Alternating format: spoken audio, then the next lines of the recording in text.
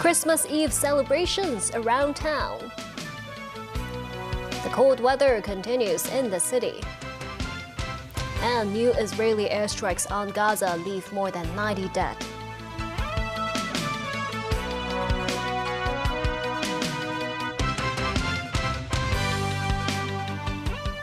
Hello and welcome to TVB News. Many Hong Kong residents say they are getting into the festive spirit in the city. Large crowds gathered at various sites in the city boasting colorful Christmas decorations. The Musin has more. It is Christmas Eve today and the festive spirit remains high in the city. Christmas decorations at the Peninsula Hotel in Tsim Sha Tsui attracted tourists and locals looking to take pictures. Some decided to include themselves in their photos, while others focused on the decorations. This is the scene outside a shopping mall in Tsim Sha Tsui. People packed together enjoying the festivals and holiday spirits. Father Christmas, Santa Claus, also appeared. This man said he thinks Tsim Sha Tsui has the best Christmas decorations in Hong Kong. I came here with my family. We will stay here to enjoy the atmosphere, he said. This woman said the Christmas atmosphere is stronger this year. While she has yet to make travel plans for the holidays, she hopes her children can treat her to a trip somewhere. One of the main events on the festive agenda is the traditional Christmas dinner. This is a French restaurant near the Tsim Sha Tsui promenade. The manager said bookings for $2,000 Christmas dinners were sold out 2 or 3 weeks ago. 50% of the bookings came from mainland customers. Many wanted to experience the festival in Hong Kong because there are Western and Eastern elements in it, he said. Mimos 9, TVB News. More than 1 million people traveled in and out of Hong Kong on Saturday as the Christmas holidays got underway. The Musin reports. Outside the Hong Kong checkpoint of the Hong Kong-Zhuhai-Macau Bridge, a sign was put up for travelers. It says the waiting time for Go buses, shuttle buses that travel between the SAR, Macau and Zhuhai, is around 30 minutes or longer. Sources say a large number of travelers appeared at the checkpoint this morning, hoping to catch the Go buses. The crowds led the immigration department to temporarily adopt people flow management measures. I am traveling to the mainland to spend time with my grandchildren, this man said. He said he does not worry about the relative lack of festive spirit in the mainland. You can create your own Christmas vibes, he said. At the departure hall of the West Kowloon station, meanwhile, crowds can be seen waiting to leave the city. Despite tickets for many trains already sold out, some people still lingered around ticketing counters. This woman who traveled with her family said they are heading to Guangzhou. We want to experience what Christmas is like in the mainland, she said. Merry Christmas! Immigration authorities says more than 670,000 people departed the city yesterday, with over 500,000 of them Hong Kongers. News 9, TVB News. The frost warning is in force again after the observatory had it removed early this morning. Some farmers said the cold weather affected their harvest. Some frost was seen on the windscreen of this car. The observatory warned the public that frost may occur on higher ground or in the northern parts of the new territories. While this farm in Sheung Shui appeared to have been spared frost, this farmer said the low temperatures caused vegetables to stop growing and significantly affected his harvest. Hong Kong has recorded an upsurge in invasive group B streptococcus or GBS cases in recent months. 2 patients died.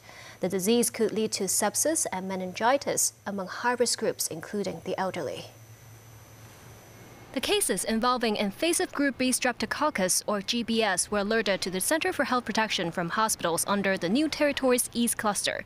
Hong Kong recorded a spike in its tally of GBS cases from around 18 cases a month to some 30 cases in September, with infections reported from Sha Tin, Tai Po, and the North District before seeing a decline. After genome testing, 8 patients aged between 49 and 85 were identified to have the more severe strain of GBS, ST283. 2 of the 8 patients eventually succumbed to the illness.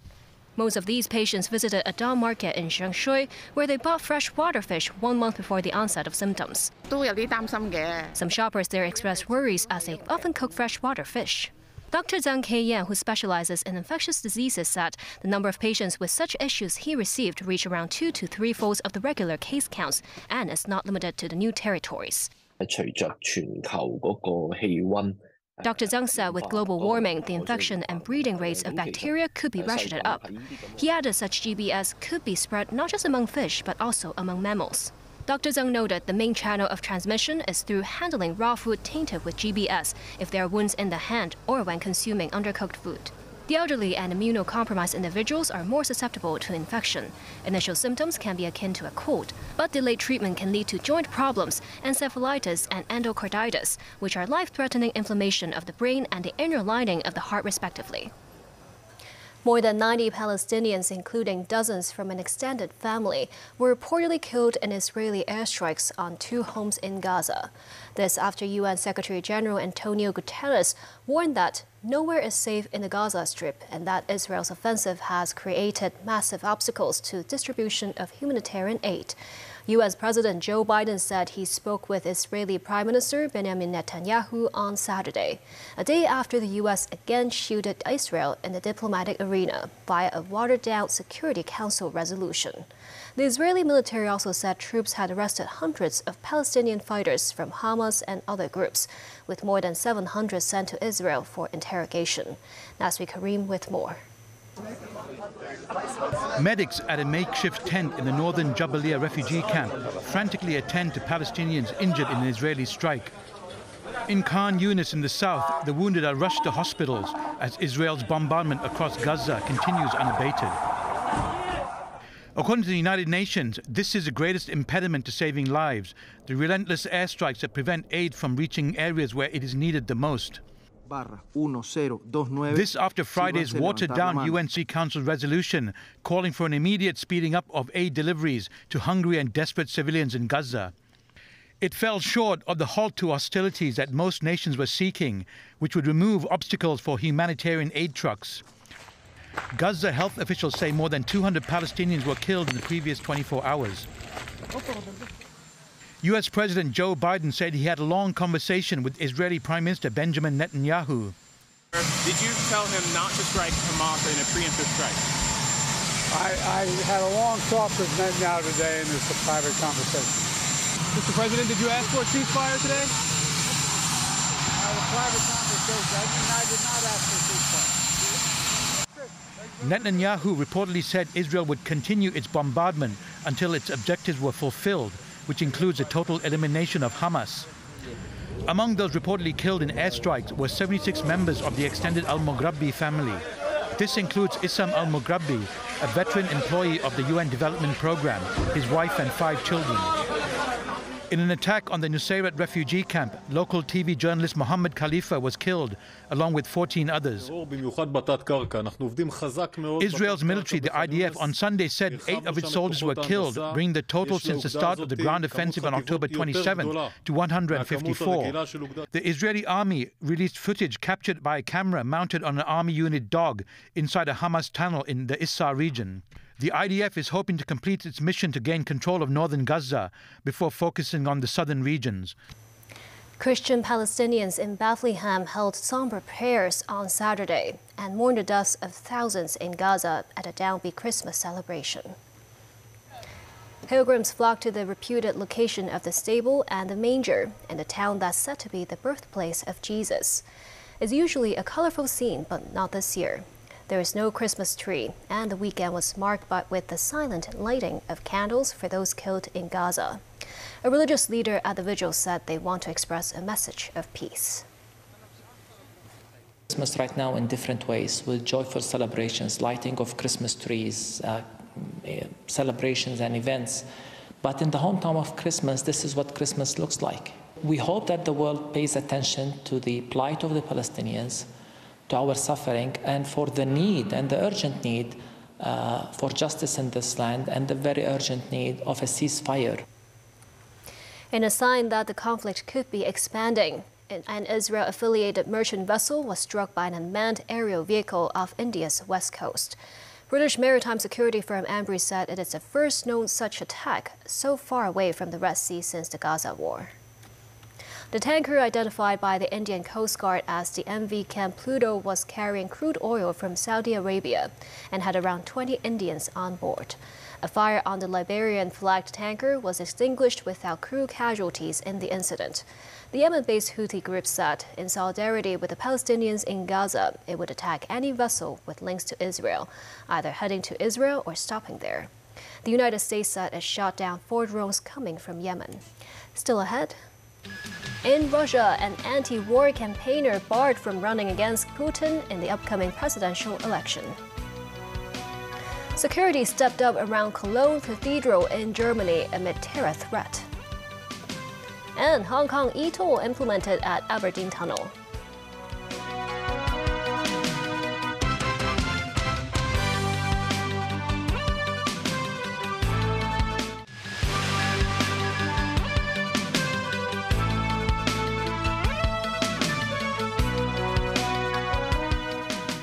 Welcome back. An anti-war campaigner and a critic of Vladimir Putin has been banned from next year's Russian presidential election.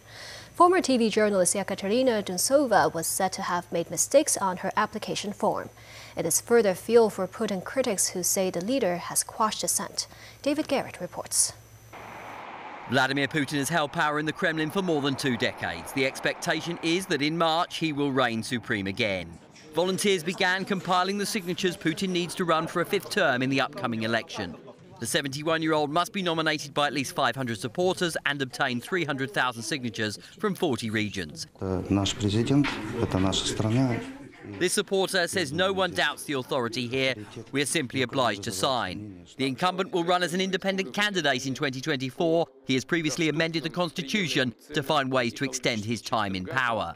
The Just Russia for Truth party and its leader, Sergei Mironov, say they are backing Putin at a time of war.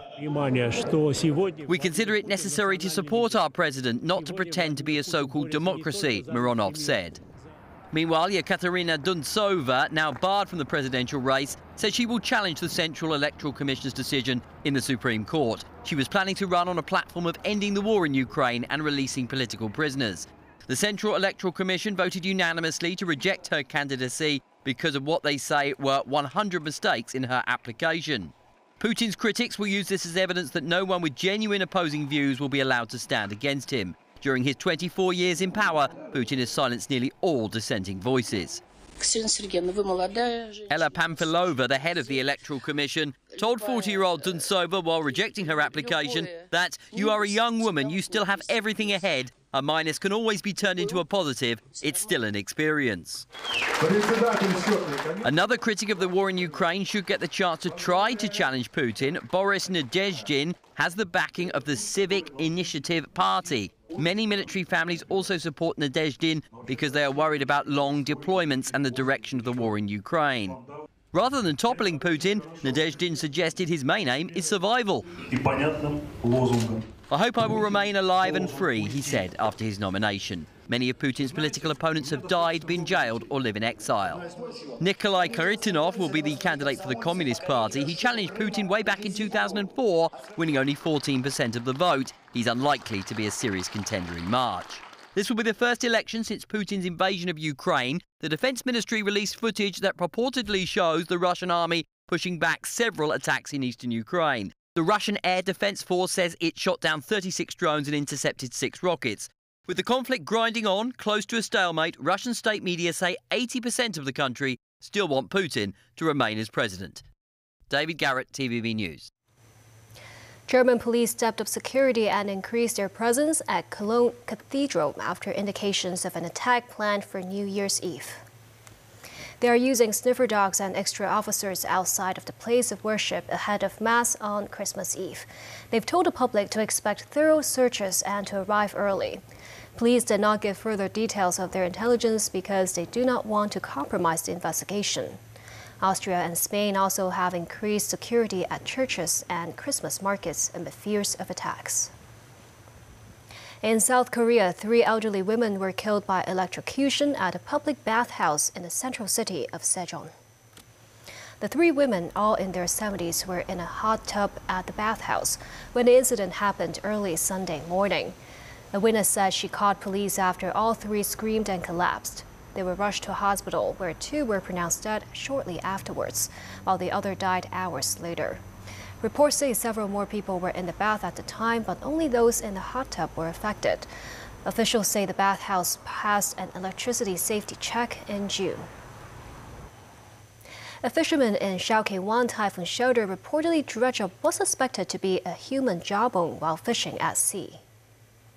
The fisherman reported his discovery to the police at 7 a.m. The suspected jawbone was found in the waters of Potoi Island, which is outside Hong Kong waters.